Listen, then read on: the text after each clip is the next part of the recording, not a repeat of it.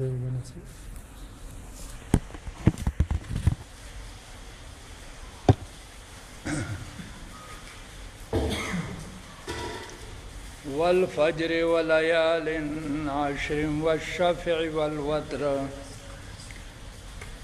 والليل إذا يسر هل في ذلك قسم لذي حجر ألم تر كيف فعل ربك بعاد إرم ذات العماد التي لم يخلق مثلها في البلاد صدق الله مولانا العظيم. سورۃ فجر نا مخی سورۃ غاشیہ ذکر شو.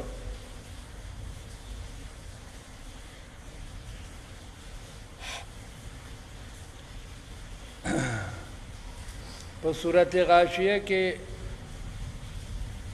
احوال د معاد او د قیامت ذکر کیږي او په دې صورت کې د اشد کافرانو او مجرمانو ذکر دی او د هغې د انجام او د عاقبت ذکر دی.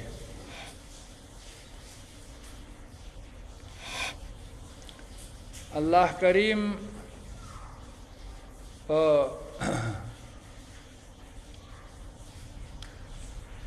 پنځو څیزونو باندې قسم کوي او بیا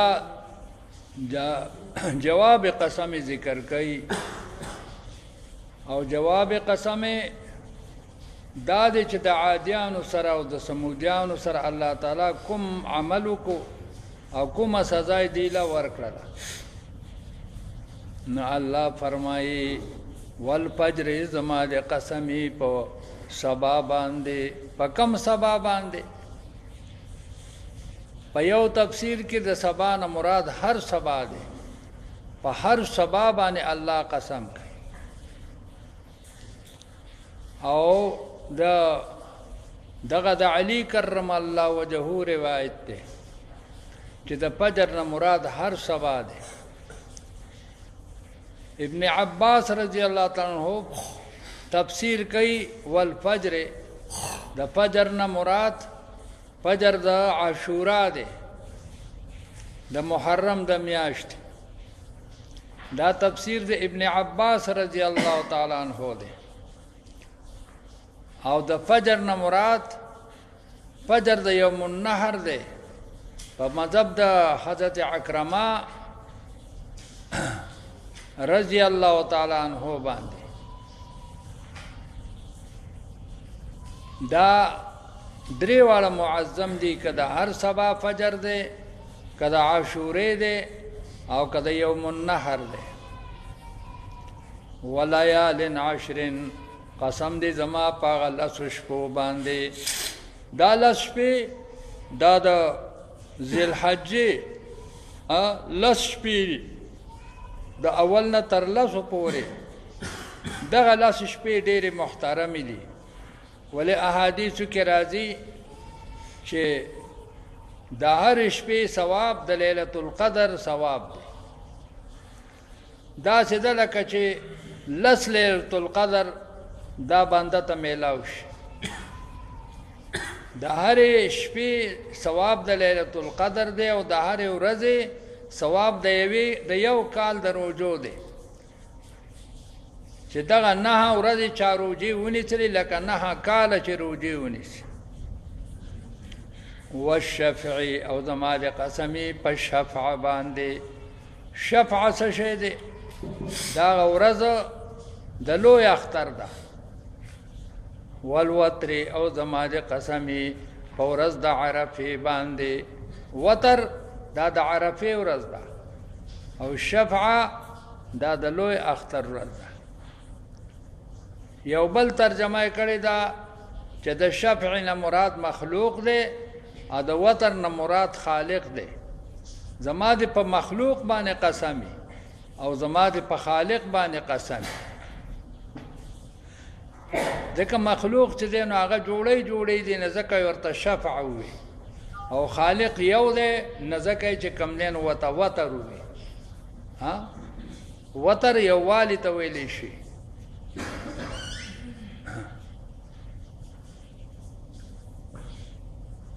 او مفسرین حضرات فرمایي چې د عرفې دا ورځ ولې په قسم کې خاص کړله ځکه د عرفې ورځ یوه ده او شپې دوه دي د عرفې ورځ یوه ده او شپې دوه دي د عرفې نه مخکې شپه هغه هم د عرفې ده چې کوم حاجي هغې کې عرفات ته ورسېدو نو د حج بیا موندو او د اختر شپه هغه هم د عرفې شپه ده د اختر شپه هغه هم د عرفې شپه ده چې کوم حاجي د اختر په شپه باندې ورسېده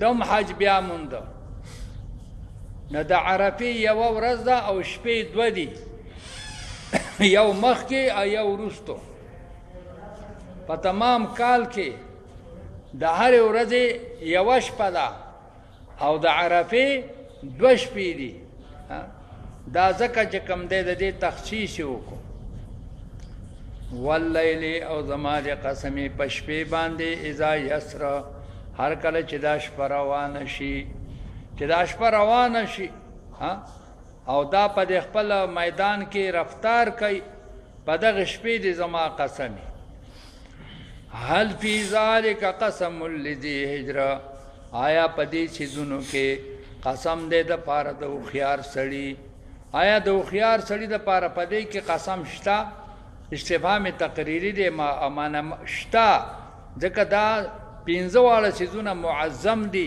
او الله پاک په معظمو څیزونو باندې قسم کوي او جواب قسم څه دی الم ترى کیف فعل ربک نګورې اے حبیبا څرنګه عمل وکړو رب ستا بعاد د عادیانو سره عادیان دوه دي یو عاد ارم دی او بل عاد یو عاد ارم دی بل دیتا عاد اولا هم ویلی شي او بل عاد ثانی دی عاد ثانی هغه سمودیان دي او عاد ارم دا عادیان دي او ارم نیکه دی ذات العماد هغه عاد ارم چې خاونو دستنو د دې نیکه چې کومو شداد نومو هغه یو جنت جوړ کړو او هغه له د سرو زرو د سپینو زرو ستنې جوړې کړې وي نه دې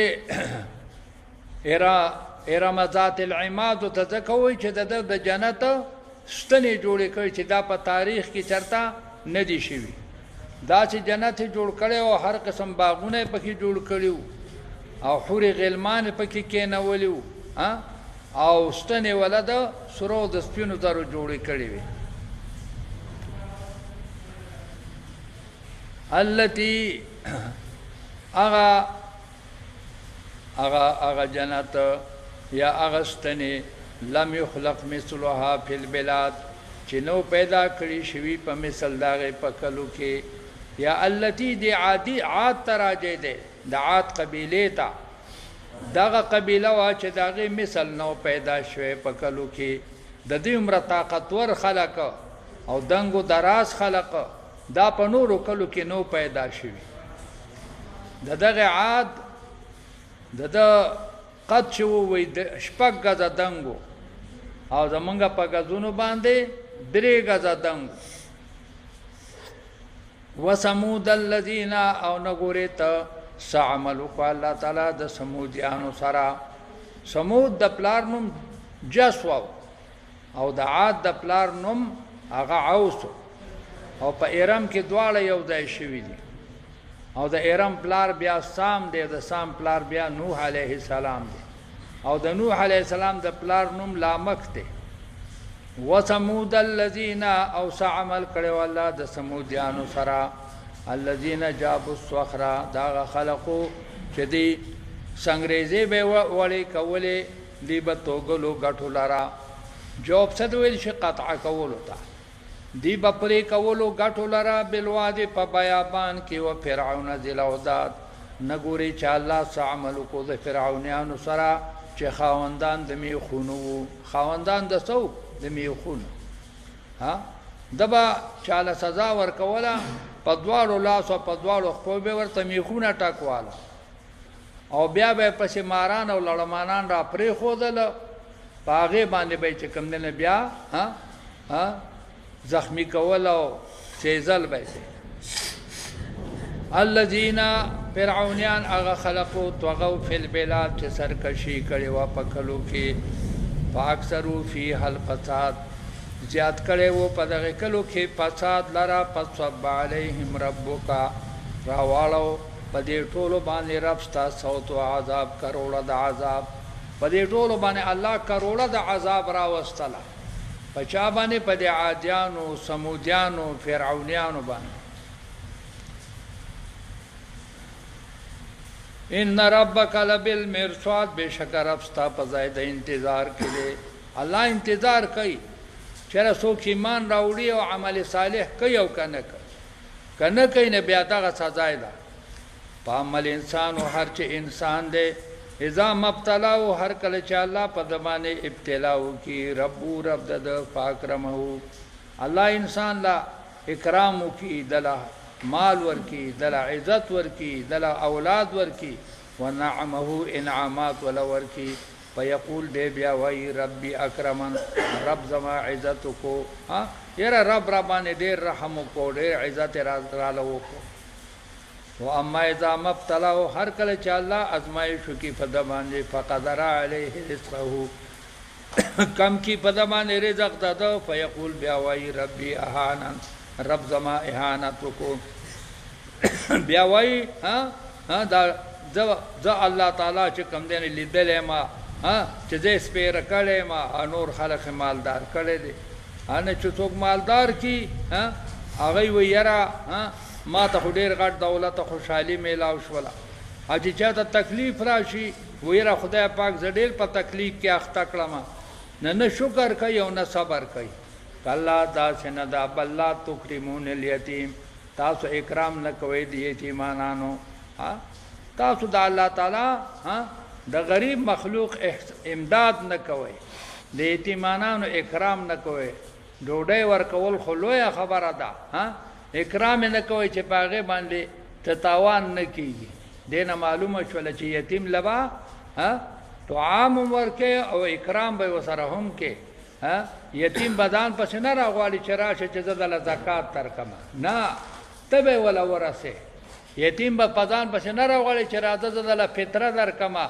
سرسایه درکمه تبه ولا چې کم نه کور تبه ولا رسه دا اکرام دی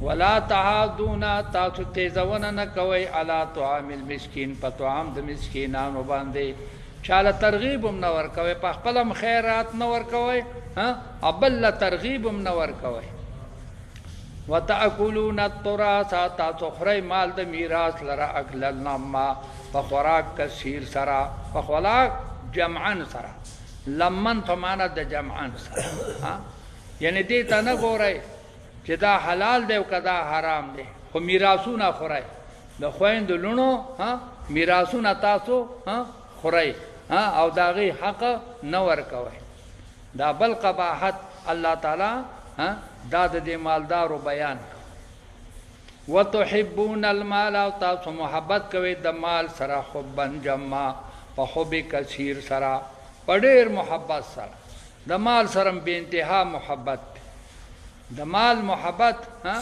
دا خده خو چې د الله د رضا سبب جوړ شي کلا دا سینه دا یعنی حق خبره دا دا دکت الارض دکا هر کله چې ذره ذره شدت مکا په ذره ذره کېدلو سره خیال کراله ذره ذره کېدلو سره یعنی کسر کسرن چې ماته شي او ذره ذره شي. وجاء ربک راتلبو کی ربستا والملکو او دارنګي فرشته. وجاء ربک راتلبو کی فرشته والملکو او دارنګي راتلبو کی الله فرشته صفن صفن قطار قطار. الله بم چې کم دینو د الله یعنی د الله فیصله وراشي فرشته وراشي قطار قطار کلا په ورځ د قیامت باندې. د الله د راتلو مراد د الله حکم راتل دي. وجیء یومئذ بجهنم رابو سلیشی په دغه ورځ باندې جهنم لرا. یتذکر الانسان په دغه وخت کې نصیحت حاصل کی انسان چې کله جهنم په دې میدان کې حاضر شي انسان بدل دی کې پوه شي چې او هو دا خو بل دنیا ده. وانا له الذکر شرط به د لپاره نصیحت قبلول. آلته خو بیا نصیحت نه قبلېږي. نصیحت دا خو د دنیا نه اغستلی کېږي. یقولو دا انسان بوایي یا لیتنی قدمت لحیاتی ارمان دی چې ما وړاندې لېږلی وې اعمال خپل د پاره د ژوند. خیال کراله لحیاتی معنی فی حیاتی ارمان دی چې ما په خپل ژوند د دنیا کې څه اعمال کړی وې او الله ته مې لېږلی وې. په یومئذ په دغه ورځ باندې لا یعذب عذابه عذاب به نه ورکوي الله تعالی په شان د عذاب د الله تعالی. عذاب به نه ورکوي په شان د عذاب د الله تعالی احد هیڅوک. بل داسې قوت نشته چې د الله په شان عذاب ورکړي مشرکان. ولا یشق تړل نشي کولی وثاقه په شان د تړلو د الله تعالی احد هیڅوک. داسې څوک نشته چې د الله په شان تړل وکړي. یا ایتها النفس المطمئنه دغه د مجرمینو ذکرو ادا د مؤمنینو کاملینو چې هغې ته نفس مطمئنه ویلی شي. یا ایها النفس اے نفس د انسان المطمئنه تو چې ته مطمئنې په ذکر او په عباداتو د الله تعالی باندې. ارجعی واپس شه الی ربک رب خپلته راضیه مرضیه په داسې حال کې چې ته راضي د الله تعالی نه مرضیه او تراضی کړی شوی. په داسې حال کې د الله دربار ته لاړ شه چې ته راضي او هم راضي کړی شوی. دا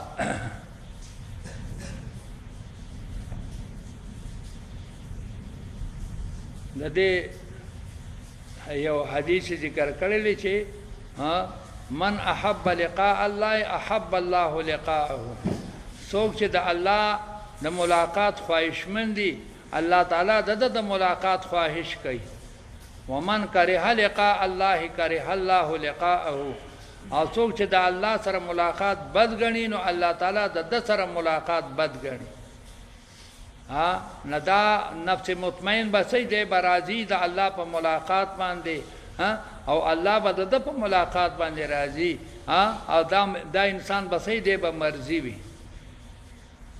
او دې ته به حکم وشي فادخلي فی عبادی او داخل شده ته ای بنده زما فی عبادی په صالحانو بندگانو زما کې. وادخلي جنتی داخل شته جنت زما ته.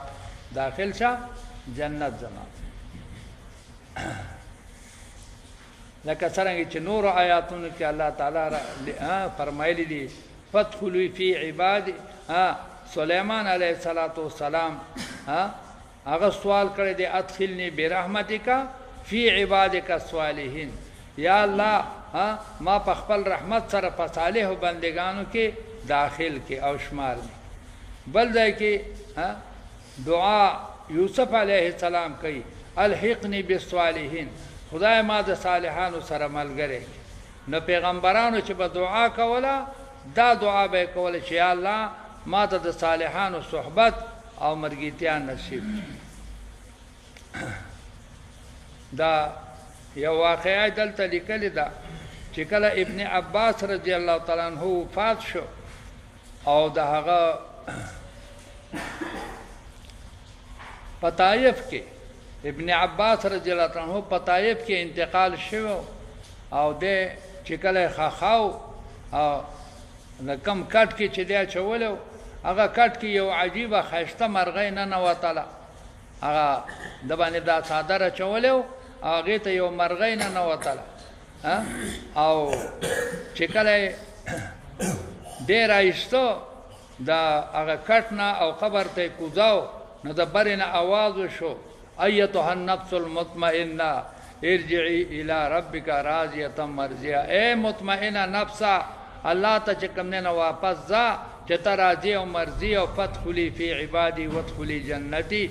دا الفاظ ته نه چې کوم دی نه واورېدلی شو. دغه مرغۍ دا بیا چا ونه لیدله، معلومیږي دا چې دا فرشته وه او د پاره د بشارت او د زیري د زیري د ابن عباس رضی الله عنه دغه فرشته راغلی وه او دا کلمات یې ورته وویل چې ایتها النفس المطمئنه.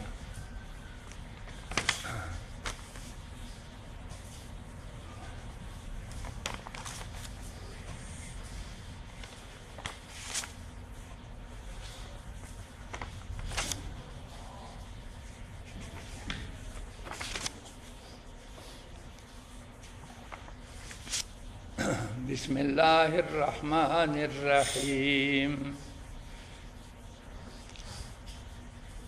دا سورۃ بلد دی. په سورۃ فجر کې د مجرمینو صفات ذکر شو چې هغه محبت ته مال دی او اکل التراث دی، میراث خوړل دي، خیال کراله او اخلاق مذمومه د مجرمانو ذکر شو. په دې صورت کې هم اخلاق خبیثه د مجرمانو الله تعالی ذکر کوي چې هغه فلقت حمل عقبتا وما ادراک ما العقبه. امام سیوطي دا دواړه مناسبتونه ذکر کړي دي. نو هغې کې بیان د سو د عاقبتو، دې کې بیان د عاقبت دی او په هغې کې بیان د صفاتو د مجرمینو او په دې کې بیان د صفاتو د مجرمینو دی. نو الله جل شانو فرمایي لا اقسم بهذا البلد، قسم کوم زه په دې کلي باندې. دا الله زاید دی او الله تعالی د بیت الله شریف د مکې معظمې په کلي باندې څه کوي؟ قسم کوي.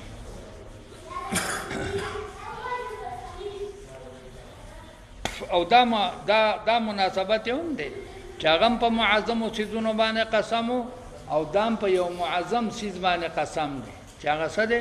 بیت الله شریف دی. لا اقسم بهذا البلد، قسم دی زما په بیت الله شریف باندې. وانت حل بهذا البلد، په داسې حال کې چې ته نازلېدونکی دی کلي ته. دا معظم په دې وجه دی چې ته پکې موجود ای حبیبه. حل په معنا د نازل سره. ووالد وما ولد، قسم دی زما په هغه پلار باندې، وما ولد په بچو د باندې، په والد دی زما قسمی او په مولود دی زما قسم. والد څوک دی؟ والد آدم علیه السلام دی او مولود اولادونه دي تر قیامت پورې. په دې باندې الله تعالی قسم دی.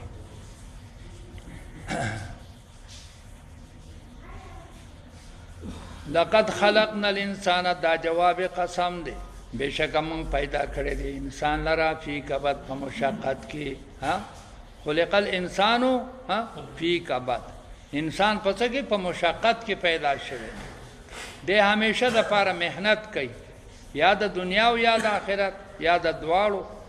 ایحسب، آیا دې ګمان کوي ان لن یقدر علی احد، چې قادر به نشي په ده باندې هیڅوک. دا خیال دی چې زما د اعمالو حساب به نه کېږي. یقول دی وایي اهلکت مالا لبدا، ما خرج کو ډیر مال لرا. دا کافر انسان څه وایي؟ وی ډیر مال مې خرج کو د څه دپاره؟ د مخالفت د نبی علیه السلام دپاره. دا خیال کړه کنه دا سړی څوک دی چې دا ډیر مال د نبی علیه السلام په مخالفت کې خرج کړی؟ وی دا د مکې معظمې یو کافر او ډیر پهلوانو، نوم یې ابوالاشد دی.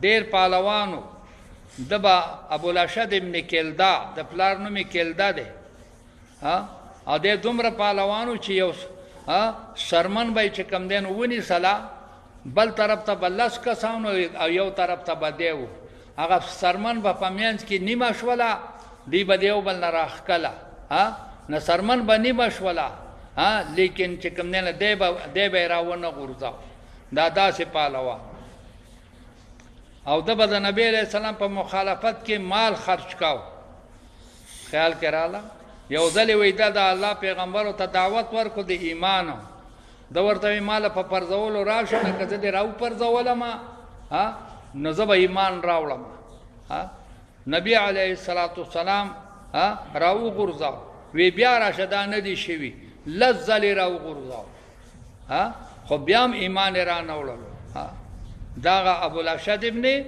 کلدا د پوښی بکنه نه ته بداوی ډیر مال می د پیغمبر په خلاف چې ولګاو ایحسب آیات ګمان کوي علم يره احد چنینی دل راه څوک دا خیال دی چې دا کما بد اعمال کوم ما څوک نه ني علم نجعل له عینین آیا ما ندی ور کړی د تدوسترګي ولسان و شفتین جبا او شونډې دا انعامات می په دنه دي کړی وهدیناه النجدین د تما خودلی دی دو واضح لارې نجد ویلی شو چت ځای ته کم ځای ته چې پوړی کنه هغه ته نجد وای یو تهامه ده کوس طرف ته تهامه وای بر طرف ته سوی نجد وای حجاز مقدس دا دوه هیڅ دي نجد او تهامه نمادت د توچت ځایونه خودلی دي اوچت لارې چې یو لار د نیکۍ ده او بل لار د صد د بدۍ دا دواړه واضح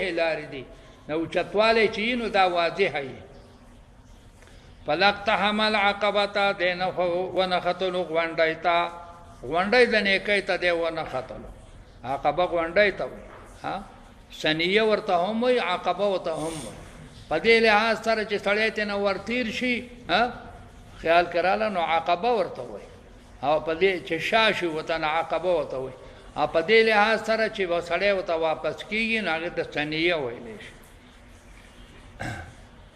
وما دراک څه شي خبر کړي تعالی را مال عقبه چې دا عقبه څه شی دی دې غونډې ته ونه خطر ته خبره چې غونډې صدا پک رقبتن دا آزاد ول دمرې دي او اطعام یا ډوډۍ ورکول دي په یوم ذی مسغبه هغه ورځ کې چې خاوند د صدا خاوند د لوګي دا دوړه زوروري غونډې دي مړې آزاد ول د الله پر رضا کې دې غونډې ته څوک خطې شي دا ډیره ګرانه ده ا ډوډۍ ورکول غریب ته دام ډیره ګرانه ده او دا صرف داغه چاله خدای دا صفت ورکي چې هغه خدای وته فضل کې چې کم نه سخاوت اچولې ورنه یو سړی به ډیر غټ مالدار وي خو چاله به ډوډۍ نشي ورکولې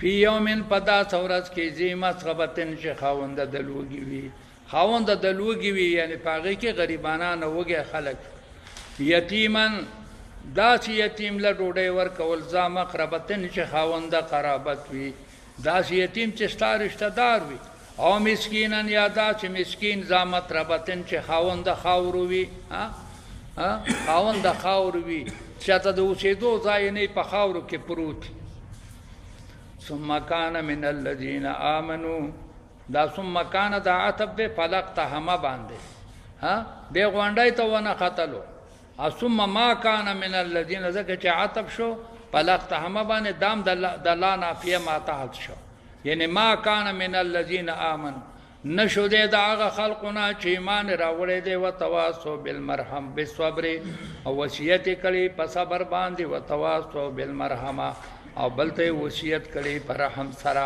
په خپل رحم نه کړي او بلته وصیت در رحم نه کړي اولایکا دا خلق چې دا صفاتونه چې پچا کی چې ایمان راوړي او وصیت به صبر کړي او وصیت بالمرحمه کړي اولایکا اصحاب المیمنه دا خواندان د خلاص دي دا خواندان د خلاص دي له عمل نامه په خلاص کې ورکی والذین کفروا بیااتنا کم کسان چې کفر کړي پایاتونه زمون باندې هم اصحاب المشأمه دا خاوندان د چپ لاس دي دې ته به عملنامه په چپ لاس کې ورکړي علیهم نار موصده په دې باندې به اور د جهنم وي موصدتون بند شوی په دروازو کې داسې اور چې په دروازو کې به بند او دی به په دغې صندوق کې دننه سوځي په دغه صندوق د اور کې به دی دننه سوځي اصاد دا درشل ته ویلی شي اصاد او درشل ته ویلی شي موصد هغه ته وایي چې په درشلو کې به بند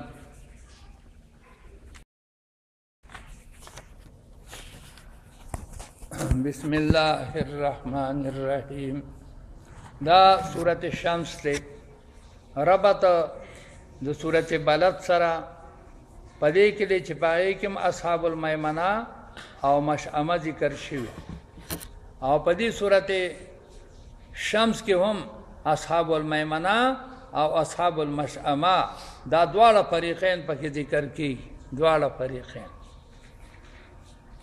والشمس والضحاها قسم دی زما پنور باندې او په غرمې د نور باندې والقمر او زما د قسمی په قمر باندې اذا تلاها هر کله چې هغه ورپسې شي د نور نه کله چې نور ته نمخ کې رواني اسماغمې ورپسې رواني یا اذا تلاها دا نور الته پنا کیږي اسماغمې دل تراخیږي د سوار لسم اسماغمې د نور د پریوتو په وخت کې راخیږي دغه نقشه الله تعالی ته ډیره محبوبه ده چال ته کې نور پنا کیږي او دلته کې اسماغمې د سوار لسم راخیږي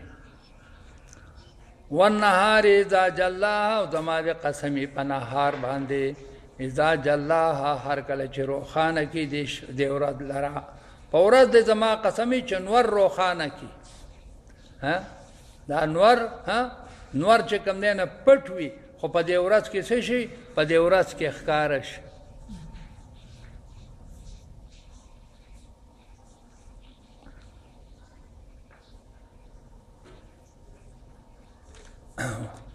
واللیل اذا یغشاها زما د قسمی په څه باندې واللیل اذا یغشاها قسم دی زما په شپې باندې اذا یغشاها هر کله چې چاپېره شي د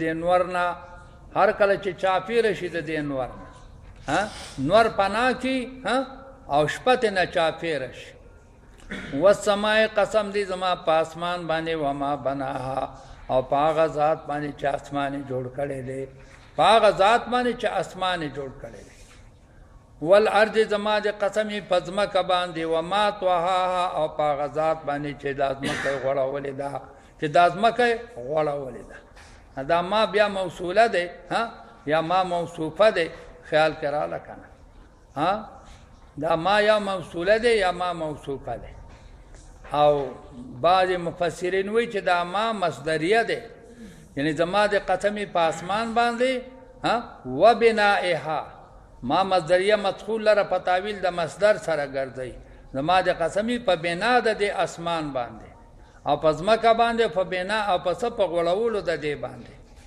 ونفس وما سواها زما د قسمی په نفس د انسان باندې وما سواها او په هغه ذات چې دا بدن جوړ کړی دی په هغه ذات چې دا نفس جوړ کړی دی دا نفس د انسان جوړ کړی دی نما موصوفه یا موصوله شو او دام کې دی چې ما مصدریه شي معنی دا شي چې زما د قسمی په تسویه د نفس باندې چې دا الله تعالی د دې تسویه کړی ده برابر جوړ کړی دی فالهمها بیا الله تعالی الهام کړی دی د نفس ته فجورها د بدو د دی او تقواها د پرهیزګارۍ د دی الله انسان نفس جوړ کو یا د پیری نفس جوړ کو او بیا ورته د خیر او د بدی الهام وکړو فجور فسق دی او تقوا پرهیزګاری ده قد افلح من زکاها کامیاب دی هغه څوک چې پاک کړي د نفس لرا د سنه پاک کړه د جرایمو نه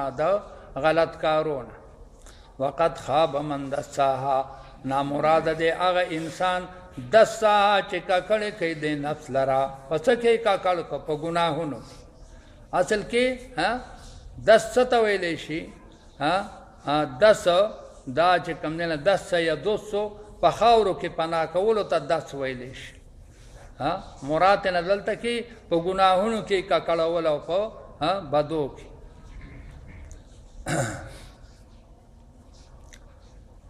کذبت ثمود بطغواها، انکار کو ثمودیانو د وجه د سرکشی خپلنا، د چانه انکار کو د پیغمبر خپلنا. اذن بعث اشقا، هر کله چراولېږي د ثمودیانو ثمودیانو په دوخې د قتل د پاره څوک راولېږه؟ هغه بدبخته چې هغه قزارو یا مصدعو، قزار او مصدع دواړو اوښه چې کوم دی نه سوه د موجدي اوښه یې قتل کړله. فقال لهم رسول الله، اوویل دی ته رسول د الله تعالی ناقة الله، خیال ساتئ د اوښې د الله تعالی و سقیاها او د نمبر د دې د دې خیال ساتئ او د دې د اوبو د نمبر خیال ساتئ. ناقة الله یعنی احفظوا ناقة الله. فکذبوه، دوی انکار کو د صالح علیہ السلام نه. فعقروها، اوښه زخمی کړله. فدمدم علیهم ربهم، یعنی اطبق علیهم العذاب، او چسپان کا اللہ تعالیٰ پدی باندے رب ددی بذنبهم په سبب د گناہ ددی سرا. سے پہ چسپان کو عذاب پہ چسپان، د عذاب طبخے پہ راتاو کو. دمدمہ اصل کې دا الٹا غرزولو ته ویلی شي، یعنی الله را وغورځاو په دې باندې په سبب د ګناه د دې سره سی پې را وغورځاو عذاب لره. په دا بذنبهم په سبب د ګناه د دې سره فسواها، نو هغه عذاب یې پې برابر که. د پاسه لکه یو درانه ګټه چې د چا د پاسه ارتاو کې ا دې ته نه بیا ښودېدلی نه شي. نه دمدمه په معنا د اطبقه سره منطبق وګرځاو په دوی باندې الله تعالی عذاب. فسواها، ندای په برابر کو. ولا يخاف عقباها، نه یریږي الله تعالی د انجام د عذاب نه.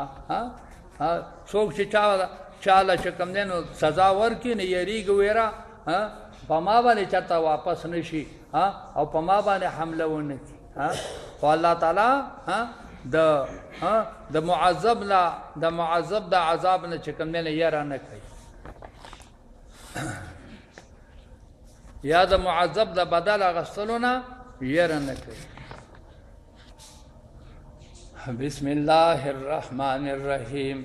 سورت لیل مخکې سورت کې چې هغه سورت الشمس و، په هغې کې حال د مؤمن او د کافر دواړو ذکر کو، او په دې سورت کې هم د میسر للیسرا او د میسر للعسرا د دواړو چې کوم دی نو حال الله تعالی ذکر کوي. چې نیک اعمالو دپاره تیاری کوي دغه میسر للیسرا دی، او چې د بد اعمالو تیاری کوي دا میسر للعسرا دی. د دې دواړو حالت الله تعالی په دې سورت لیل کې ذکر کوي. انا فرمایي واللیل اذا یغشا، قسم دی زما په شپې باندې کله چې خوره شي، کله چې دا شپه څه شي خوره شي. والنهار زما د قسمې په ورځ باندې ذا تجلا، هر کله چې روښانه شي. وما خلق الذکر والانثى، زما د قسمې په هغه څیزونو باندې چې الله پیدا کړي دي چې هغه نارینه او زنانه دي. یعنی ما خلقه، هغه څیزونه چې الله پیدا کړي دي. ان سعیکم لشتی، دا جواب قسم دی، بشک کوششونو ستاسو مختلف دي، ستاسو کوششونه مختلف دي.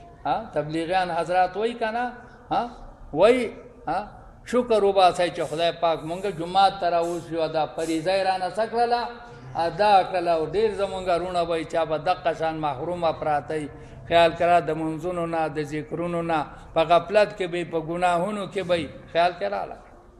دا څه دی دا ان سعیکم لشتی، ستاسو کوششونه څه دي مختلف دي. فاما من اعطى، څوک چې ورکړه وکړي، واتقى او د الله نه ویریږي، وصدق بالحسنى او تصدیق وکړي د کلمې د توحید.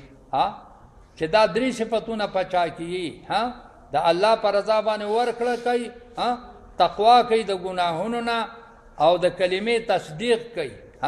ته پوه شه چې دا انسان څه دی، دا جنتی دی، دا څه دی؟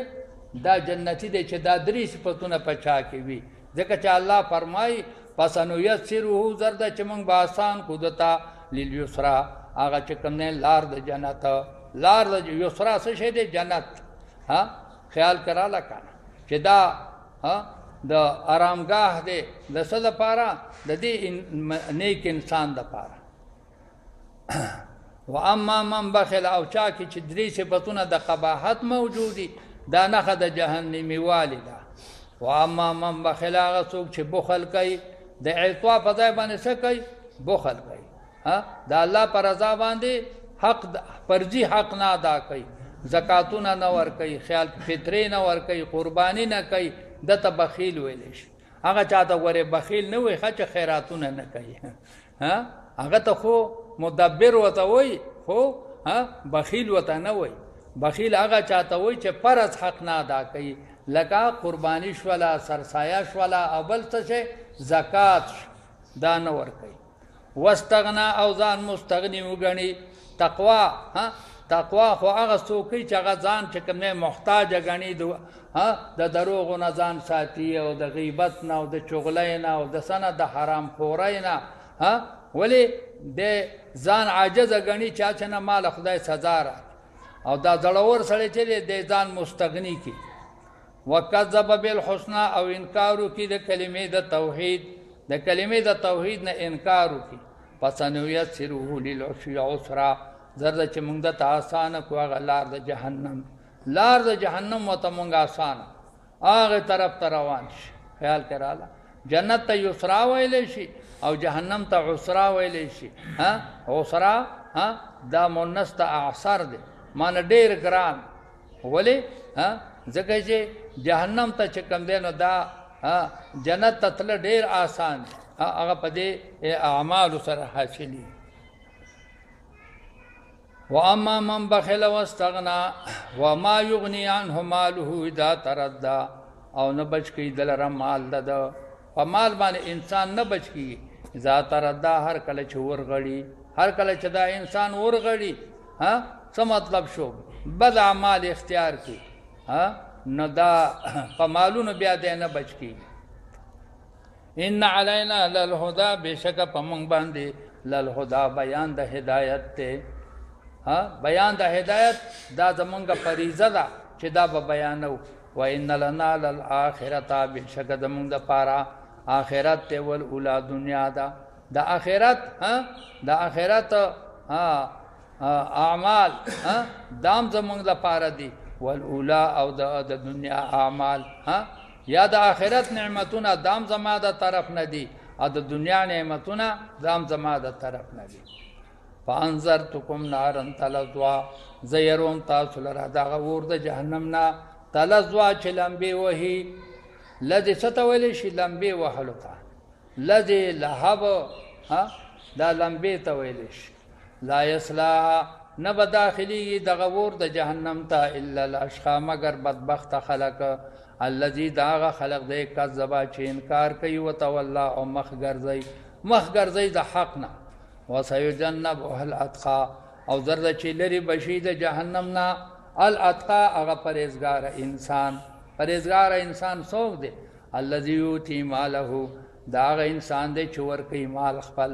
مال ورکوي یتزکا، چې ځان صفا کي، چې ځان صفا کي، یا دا مال خپل صفا کي. دا څوک دی؟ وی دا حضرت ابوبکر صدیق رضی الله تعالی عنہ صفت. ځکه ابوبکر صدیق رضی الله تعالی عنہ بخکار کاو، پوښې به کنه ښکار به د څه کاو؟ د غلامانو د مریان چې کوم رئی باندې به چا ظلم کاو، نو هغه به هغه مالک سره به خبره وکړله چې ربی دا مری خو دې نه خرڅې، نه که هغه به د 100 روپو مریو، په ده باندې به په 200 روپۍ خرڅ، او بیا به آزاد. اول به یې واغستو، د ده مال به ټول په دې چې کوم دی نو په دې طریقه باندې استعمالېده، د دین په خدمت کې به استعمالېده. مریی به یې اغستو او بیا به یې آزاداو، او هغه مریی به الله تعالی بیا په اسلام باندې مشرف کو. نو فرمایي ورکوي دې مال خپل د دې دپاره چې دا مال صفا شي.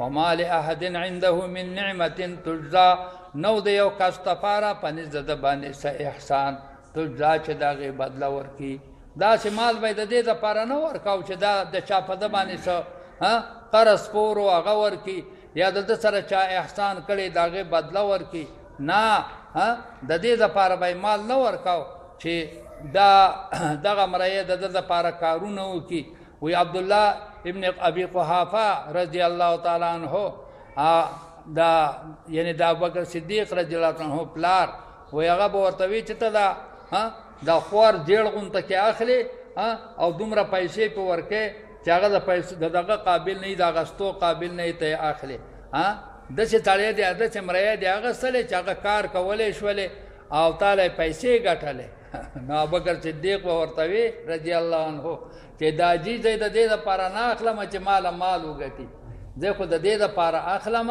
چې دی د دې مالک د عذاب نه بچ شي او دی په ایمان باندې څه شي مشرف شي خیال کې راغله نو ما مرایه به یې اخیستو د څه دپاره د الله د رضا دپاره وما لأحد عنده نو د هېڅ چا دپاره په نزد ابوبکر صدیق باندې من نعمت احسانات تجزا چې د هغې بدل ورکړلی شي الا ابتغاء وجه رب العالی مگر مرایه به یې اخیستو مال به یې خرج کاو دپاره د طلب د رضا د الله تعالی ولسوف یرضا ډېره قریبه ده چې دی به راضي شي ډېره قریبه ده چې دی به راضي شي په د مفسرینو په تفسیر باندې دا د ابوبکر صدیق رضی الله تعالی عنه صفت دی او د دې نه معلومیږي چې ابوبکر صدیق رضی الله تعالی عنه دا د عشره مبشره